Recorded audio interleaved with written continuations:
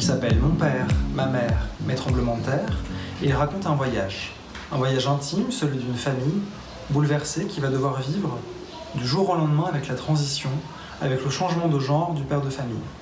Alors ce livre, il est écrit comme un suspens, il est pensé comme un huis clos théâtral, puisqu'il se passe en quelques heures seulement, une après-midi ensoleillée, dans une salle d'attente d'une clinique où le père est en pleine opération de réassignation sexuelle. Et dans cette salle d'attente, il y a Charlie, 15 ans, qui avec sa mère attend son père.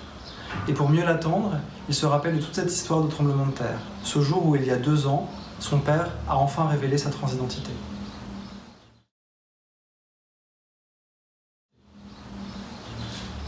Après Joli Joli Monstre, qui était un roman très collectif, très sociétal, j'avais envie d'explorer toujours cette question si cruciale de l'identité et du genre, mais cette fois de le faire au travers le prisme de l'intime, de la famille, dans ce qu'elle a de plus quotidien, mais aussi de plus secret.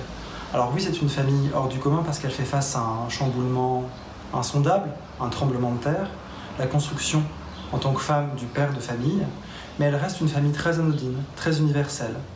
Une famille ordinaire qui s'unit, qui parfois se désunit, qui ne se comprend pas toujours, mais qui ensemble va devoir vivre autrement, va devoir accepter leur part d'extraordinaire.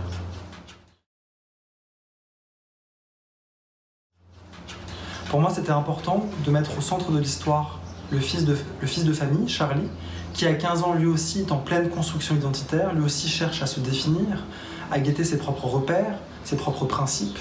Il était important pour moi de donner la voix à l'entourage, aux proches, à ceux qui eux aussi doivent chercher en eux une forme de courage, une forme de liberté, une forme de sagesse pour comprendre qui ils aiment et par là aussi qui ils sont.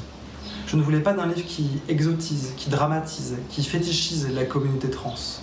Je ne voulais pas d'un personnage trans au centre de l'histoire qu'on aurait imaginé tourmenté, tiraillé, parce que dans mon livre, c'est le personnage le plus heureux, le plus serein, le plus aimant de cette famille.